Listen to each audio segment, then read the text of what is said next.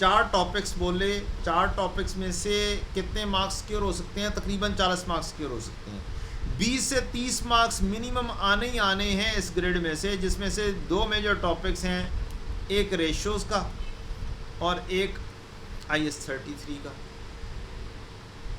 IS 33 अल्हम्दुलिल्लाह हमें 90% through IFRS 33 IS 33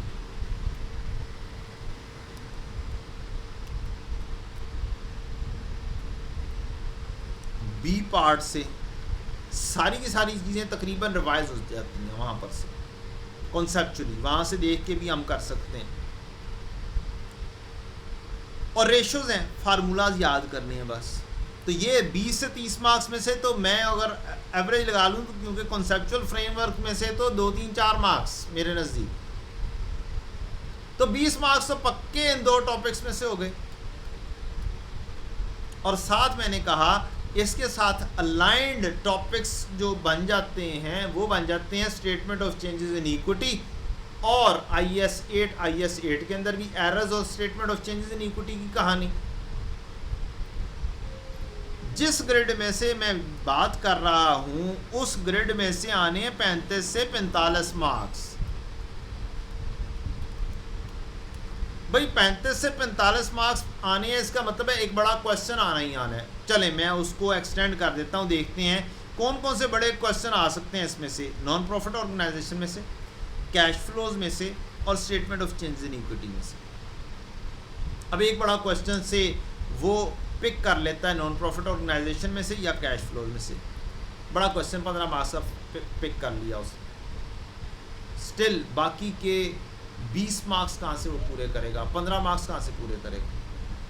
chances यही है वो statement of change in equity या IS 8 में से देगा ही देगा, एड अप करेगा ही करेगा। तो 10 से 1 मार्क्स तो वहाँ पर मौजूद हैं ही, 10-12 मार्क्स। जब 10-12 मार्क्स उसके अंदर मौजूद हैं, क्योंकि statement of change in equity और IS 8 आराम से कंबाइन होता है, तो मेरे नज़दीक एक लाजमी क्वेश्चन IS 8 का बनता ही with statement of change in equity बनता ही बनता है। हाँ, IS 8 का नोट भी पूछ सकता है, लेकिन अगर हम चांसेस कहें ज़्यादा तो ये बनते हैं कि 10 से 1 मार्क्स तो यहाँ पर बनते हैं। तो आपके रफली ये 4 टॉपिक्स कर लें तो 30 से 40 मार्क्स पूरे बनते हैं। और इन दोनों का लिंकिंग भी है। IS 8 की statement of change in equity की अर्निंग पर शेयर के साथ एक नथी चीज़ बन सकती है आराम से। इसके अलावा इस statement of change in equity के क्वेश्चन को भी थोड़ा बहुत अलाइन किया जा सकता है, रेशो के साथ भी किया जा सकता है, थोड़ा बहुत, ज़्यादातर करता नहीं है, लेकिन IS 33 तो आराम से कर सकता है अलाइन। तो बच्चों यहाँ पर क्वेश्चन मेरे नज़दीक एक हिसाब से बन सकता है और आराम से बन सकता है। तो ये 4 टॉपिक्स रफली 30 मार्क्स आपके कवर कर जाएंगे। अगर आप ये 4 टॉपिक्स अच्छे से कर लेते हैं, आपके 30 मार्क्स समझे तैयार हैं फुल फ्लैश। अब आप बात करते हैं 15 मार्क्स के लिए आपको IS 7। बड़ा सादा सा क्वेश्चन है, फॉर्मेट बनाओ, T अकाउंट्स के अंदर चीज़ें पुट करो, डबल एंट्रीज पास करो, हो जाता है। कोई बच्चा ना भी अच्छा हो तो वर्किंग कैपिटल चेंजेस में से और फॉर्मेट्स में से कुछ ना कुछ मार्क्स हासिल कर सकता है। और T अकाउंट्स बनाए तो आराम से स्टेटमेंट ऑफ कैश फ्लो का क्वेश्चन आराम से होता है, कोई मुश्किल काम ही नहीं है। नॉन प्रॉफिट ऑर्गेनाइजेशन थोड़ा सा टेक्निकल हो जाता है, तो चांसेस टेक्निकलिटीज़, बच्चों को तो IS 7 भी वो सारे बच्चों को टेक्निकल लगता है। टेक्निकलिटीज़ की क्या बात है, हर जगह पे टेक्निकलिटीज़ हैं, लेकिन अगर आपने अच्छा सा लर्न किया हुआ है, अच्छे से आपने टॉपिक सारे पढ़े हुए हैं, तो कैश फ्लो का क्वेश्चन कोई मुश्किल काम नहीं। स्टिल मैं कहूँगा नॉन प्रॉफिट ऑर्गेनाइजेशन में ट्रिक मौजूद है, अकाउंटिंग स्टैंडर्ड के ट्रिक्स स्टिल मौजूद हैं। तो यहाँ पर ज़रा सा अच्छा तैयारी की ज़रूरत है। इन 2 ग्रेड्स में से 70 मार्क्स बन जाते हैं। 35 जमा 25 कितने हो गए? 60 हो गए।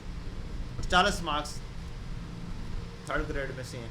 वो तो हमने इतना ज़्यादा किया हुआ है अल्हम्दुलिल्लाह थर्ड ग्रेड के मेरे नज़दीक उसके अंदर तो आपको मुश्किल नहीं होनी चाहिए, ख़ास तौर पर रिवीजन IAS 20, 23, 36, 40 सारे IAS 16 से रिलेटेड और प्रॉपर्टी प्लान गवर्नमेंट से रिलेटेड सारे नथी हो गए। तो जितना रिवीजन इनकी हो चुकी हुई है कि आपने एक दफ़ा पढ़ा, फिर दूसरी दफ़ा पढ़ा, फिर तीसरी दफ़ा, मीन्स मिड टर्म्स वगैरह के अंदर भी रिवीजन की, फिर आपने मज़ीद रिवीजन की, तो ये वाले टॉपिक्स तो आपके पहले से तैयार हुए होने चाहिए। समझो वंस अगेन हमने 100% तैयारी करनी है, तो और ग्रेड वाइज तैयारी करनी है। अब वो वाली सिचुएशन नहीं है कि आपको एक टॉपिक नहीं आता तो दूसरा आता है। अब 2 टॉपिक्स मर्ज हो रहे हैं तो आपको वो भी आते हैं।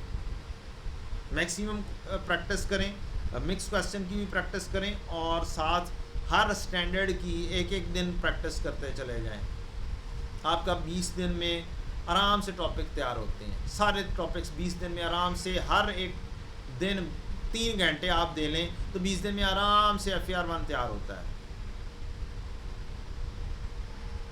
जो छोटे टॉपिक्स हैं इनको तो 3 घंटे के अंदर आराम से तैयार हो जाएंगे इंशाल्लाह। उठाएं, 1 घंटा दें, पूरी क्लासेस की रिवीजन करें, होल क्लास रिवीजन करें। उसके बाद उठाएं और क्या करें, 2 घंटे के अंदर कुछ 1-2 पास पेपर्स करें, और कुछ बाकी पास पेपर जो आपने पॉइंट्स हाईलाइट किए हों उनको रिवाइज कर लें।